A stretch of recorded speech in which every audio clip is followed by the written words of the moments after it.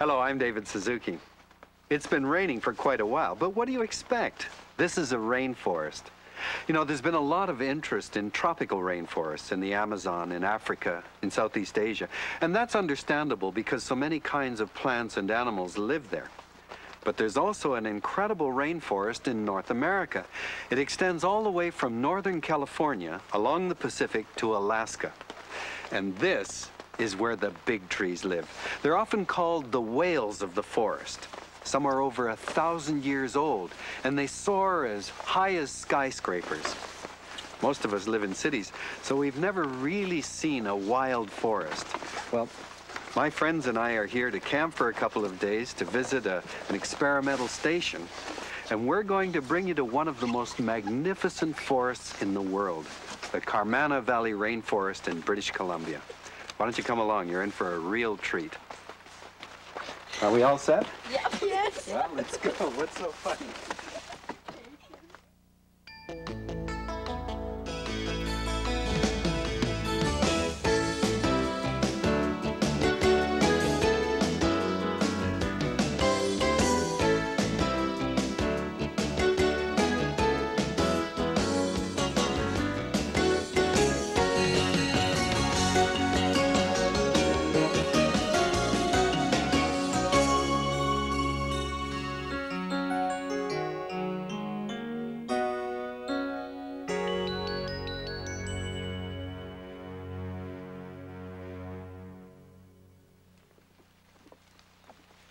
When we get to the research area, Joe Foy should be there with his daughter Jennifer. I hope Mark Waring, the forester, is there too. Yeah, sure.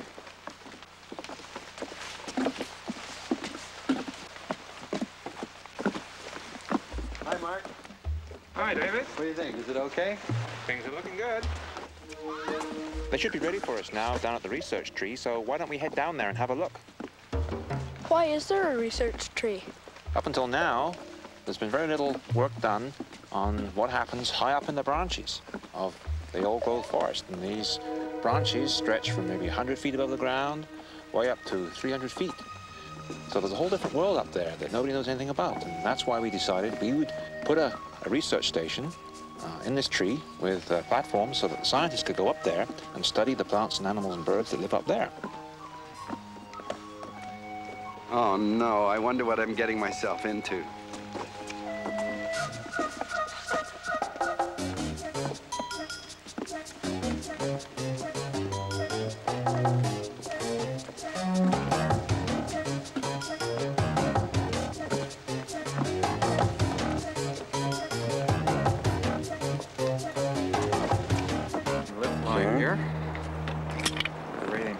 That's just going to yank me.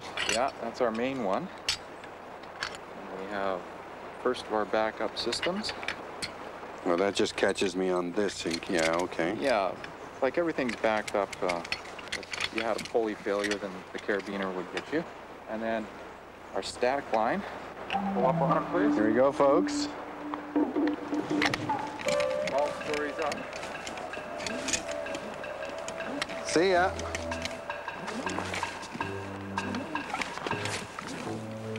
Sorry I had a big breakfast down there.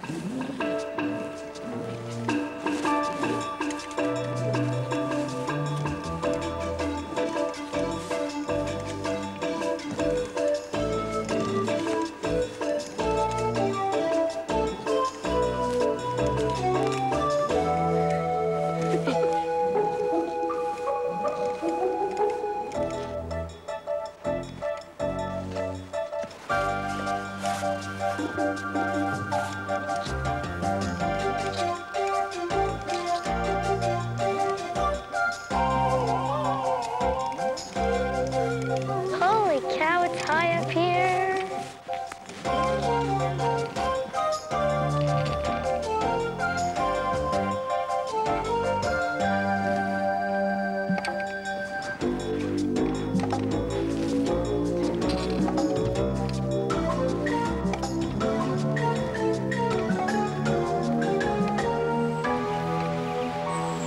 What a great tree fort we've got here, eh? What do you think, Jenny?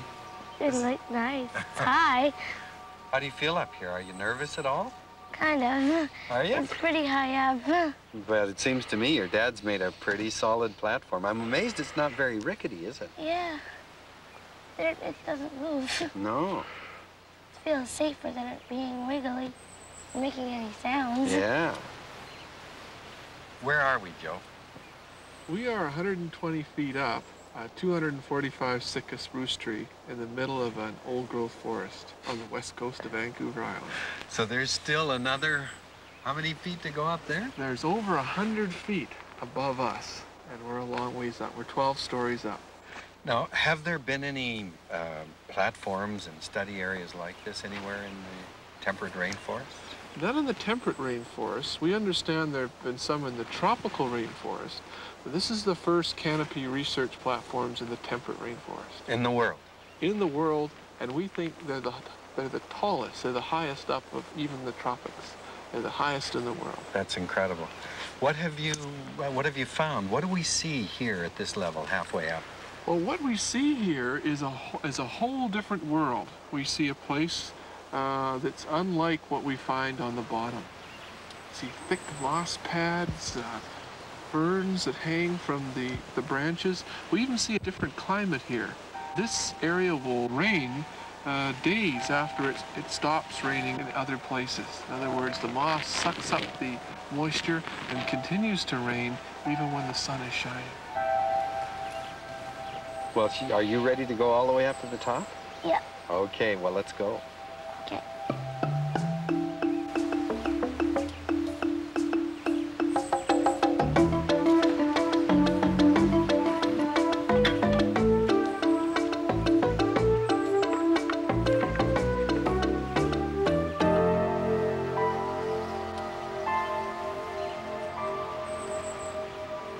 We are very high up here, Joe. What are we looking at now? Well, we are very high. We're 20 stories up in a Sitka spruce tree, and we're looking out over the canopy of the forest, over the tops of all the other trees. We're basically seeing what an eagle might see from an eagle's nest. And we can see here that the forest is made up of all different kinds of trees. The biggest and tallest ones are the Sitka spruce trees, like the trees we're in here. And they have the big moss pads that some of the birds like to nest in. Now, when we're this high up, can you see any difference in the organisms that live up here? Well, you can, and it's because it's different to live up here than it is a little bit lower on this tree. And one of the first things that I notice, there's less moss and much more silver exposed branches. I think it's because it's windier up here, the sun shines hotter up here. In other words, it's different. So they have very different kind of weather or climate up here compared to down further below. A single tree is like a little planet. Now, when we look at the tips here, what is the difference between the brown and those green cones there? You know, are the brown the male parts? I don't know. Oh, sorry about that. That's okay. What do you think of it up here, Jennifer?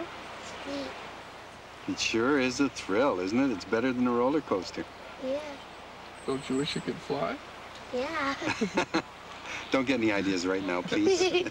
You can't fly. Bye. Yeah, this is kind of like flying, though, isn't it? You see? Only we're not moving. You know, we feel like we're in a different world up here, don't you think, Jennifer? It's so calm and quiet. Well, those guys are going to be up there for quite a long time, so why don't we go off and do some exploring by ourselves? Okay.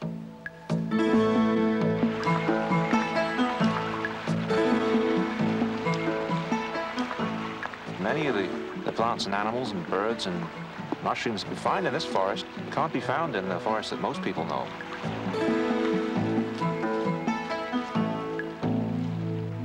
In the old-growth forest, the trees may have been 3 or 4 different species, and there'd be trees of all different ages and sizes, live trees and dead trees, young trees growing up, and a great variety of places for birds and animals and plants to live.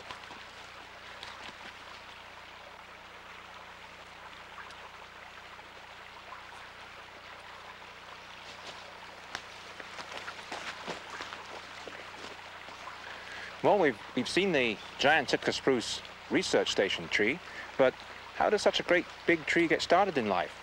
Well, a number of things have to happen. The first thing that has to happen is that the river has to form gravel bars. Does the spruce only grow on the gravel bars? That's correct. It doesn't grow on the sides of the valley or on the mountaintops. You only find it down by the river.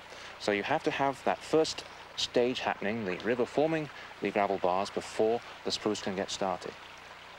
The next thing that has to happen is that the alders come in. These trees here grow in on the gravel bars, and they shed their leaves and form the little soil. The spruce seed falls down between the alder, and the young trees start growing underneath the alder. Now, this is very important that it happens this way, because there's a particular beetle, actually it's a weevil, it's called the spruce leader weevil, that attacks the Sitka spruce, and the alders overhead protect it from this particular weevil. And if the alders weren't there, then all the spruce underneath would be eaten. As it is, only a very few get attacked. How do they know that it's a Sitka spruce they're eating? The way that the weevil finds the spruce is through smell, and in that way they zero in on them and not any other kind of tree. But if there are lots of alders there, what happens is the alder confuses it so that it has difficulty finding the little spruce trees. And in that way, lots of them escape and grow up to be big trees. And eventually they may become a giant like the Great Big Research Station tree.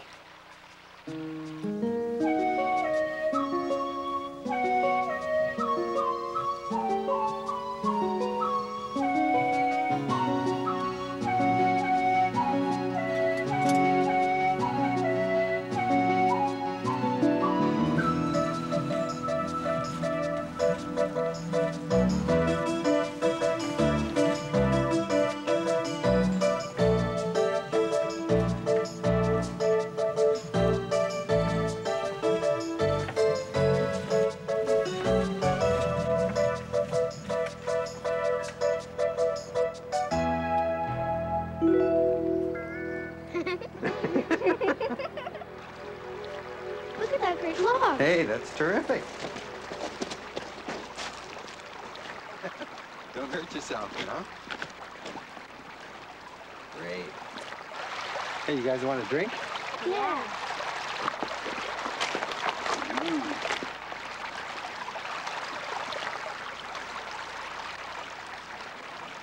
The water that falls in the forest is filtered through the soil and the plants here in the forest. So when it gets to the rivers and creeks, it's a lot cleaner than we get in the city. Great stuff. Isn't that water good? Yeah.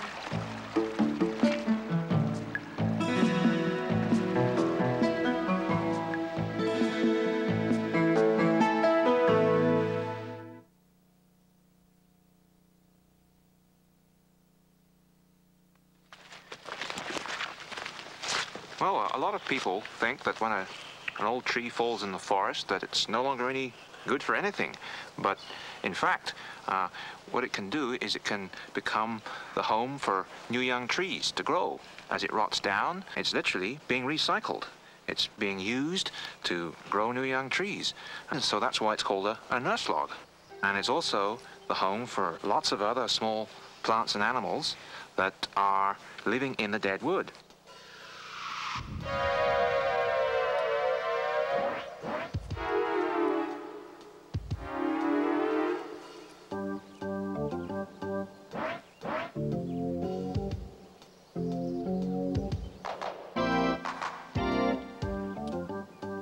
Hey, come here.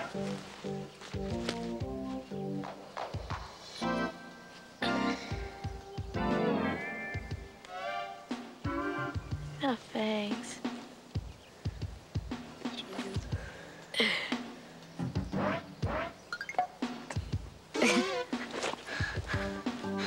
He's turning over. It's gross.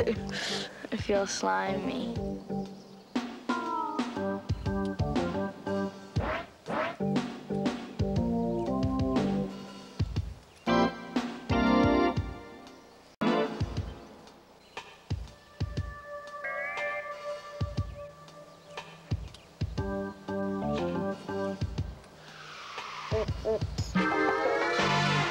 So that's amazing, isn't it? Just on one nurse log, how much variety that we found. And just imagine how much variety there must be in the whole old-growth forest. Lots. Should we go and find the others? Okay, let's go.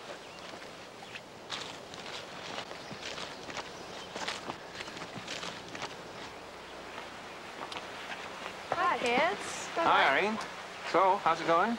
Oh, not bad. So, where's John? Is he up the tree? Yeah, John's up the tree right now. Beautiful tree. Wow. I think it's about 230 feet tall. What did you see? Oh, I could see all kinds of stuff. The creek and lots of nice trees, big branches, moss. Here, someone pull on the rope, will you? Pull me over there. Pull the rope down for me. Thanks, Mark. Didn't get moss in your eyes, did I? No. Nope, got a couple on my head. Thanks. Say, kids, I'd like you to meet John, our mountain climber turned tree climber, and Irene, she's our bird expert. So, shall we leave you to tidy up, John? Yeah, I'll coil the ropes. We'll be back at camp in a few minutes, and looks like it'd be a good night to try some owl calling. So see you back there. Okay. Okay, sounds fantastic. Okay. Let's go then. See ya. See you back there. Don't step on the rope. Wow. Ooh. Wait, the owl sounds interesting, eh? Ever heard the owl call? Hi, Mark. Hi, David. Hey, how'd it go? Good, Kaya.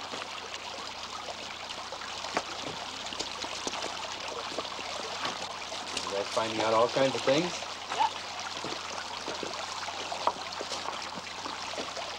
Don't fall in. Well, where you been, Mark? Oh, just upstream a little bit, looking at some of the stream structure. And insects and salamanders. Yeah. Okay, let's go back to the camp now. Yeah. Great idea.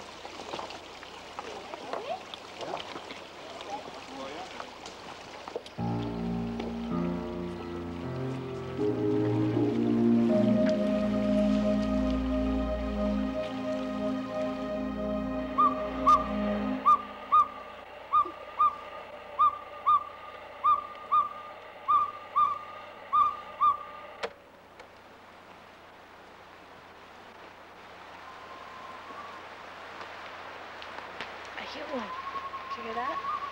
Yeah. What kind is it? It's a northern pygmy owl.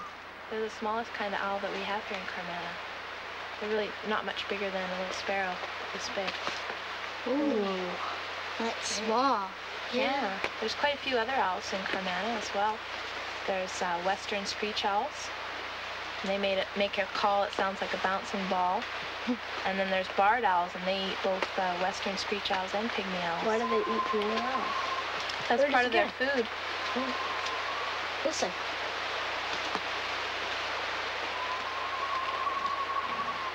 I Yeah. hear it. I think it's just Yeah, up it's getting there. pretty close. It's It's coming in closer. What are you guys doing? Looking up in the sky. What do you see up there? owl. Owl? Called an owl. Really? Yeah. No kidding. What have you been doing? Playing it here and attracting them? Yeah. Yep. Gee, even though it's pitch dark, we don't have to see things. We can use our ears and hear things, too.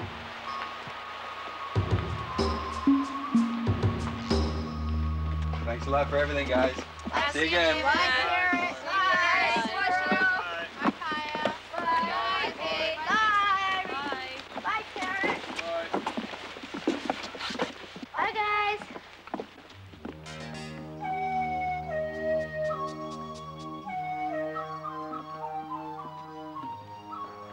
Boy, what a great forest, eh? Wasn't that lovely? Yeah. You know, what's really hard to believe is that if you go to Europe, countries like Portugal and Spain and France, you don't see forests like this, and yet at one time they were heavily forested. Have you heard of the Sahara Desert? Yeah. That used to be forested just like this. Can you believe it? No. People cut them down. So you really have to take care of forests. You can't just kind of chop them down and expect them to sprout up again. What do you think? Think we might do that to our forests? No. No? I hope you're right. Let's go.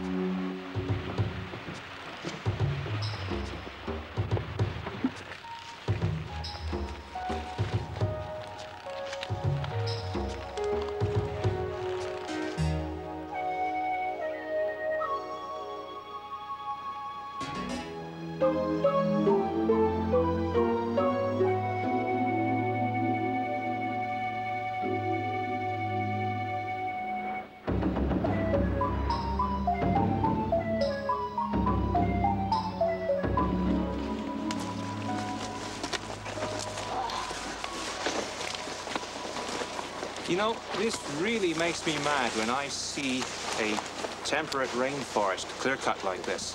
When you clear-cut an ancient rainforest that stood for thousands of years, you change the place forever.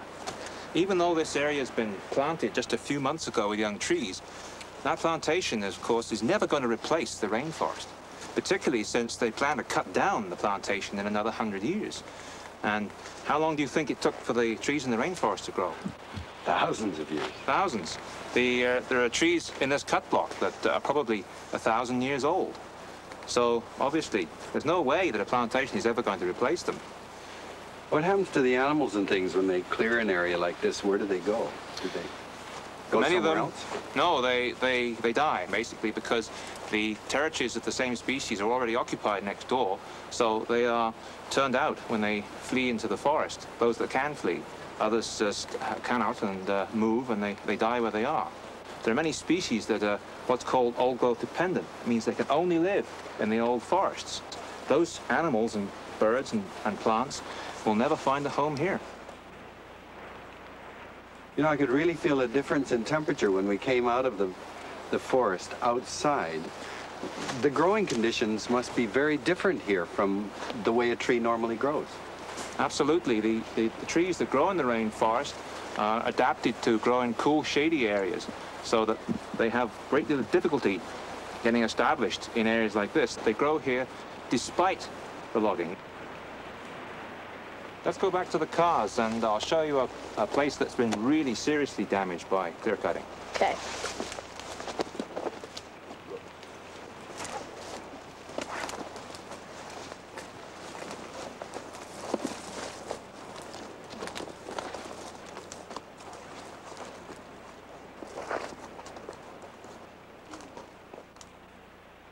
Can you see those bare patches on the side of the gully? Yeah. Yeah. That's soil erosion. The soil is exposed and it tends to wash away into the rivers, and that's very serious. So how much soil is there that the trees can grow on? There may be only a few inches of soil at the tops of the mountains, so that means, of course, that the most sensitive areas are the tops of the mountains. Since it's only a few inches in the first place, then you can't afford to lose very much at all before you have a situation where trees won't come back. And the clear-cutting damage gets worse and worse the further up the hill you get.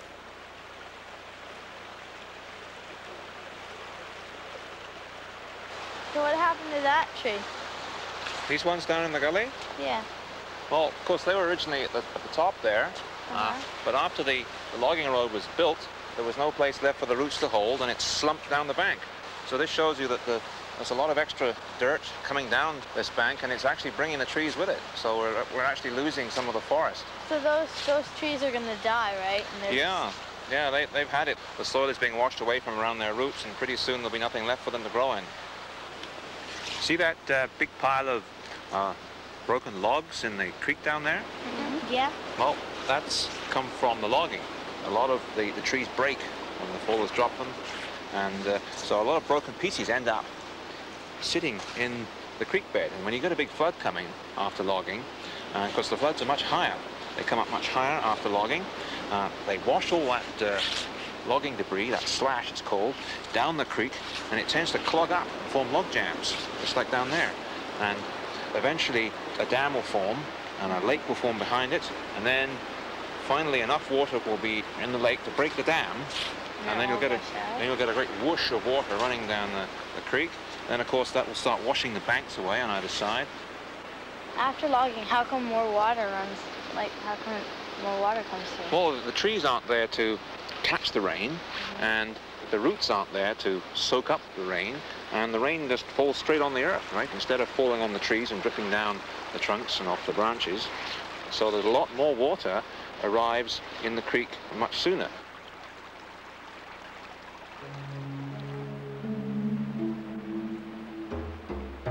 So you can see that even if you protect the bottom part of a valley, as long as you log the upper half, all this junk gets carried down. And that's going to affect the big trees down at the bottom, too. You know, the thing that makes me very sad is that we don't have to do this. It's too bad that we have to be so destructive.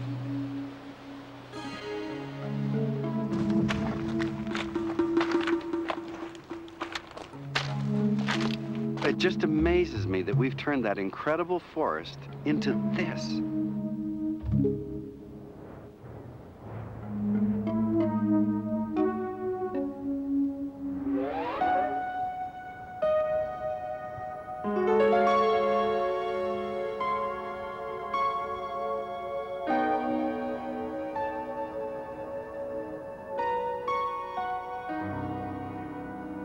Now you've stood in the middle of a clear-cut landscape and had a chance to see what it's really like.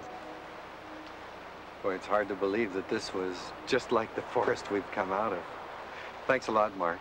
But you know, we still need wooden things. We need paper, we need lumber, we need things around the house. But in fact, there are ways to log that don't require that we destroy everything. You know, I have a friend down here on Vancouver Island. Let's go down and visit him, and we'll see something very, very different. Okay, okay.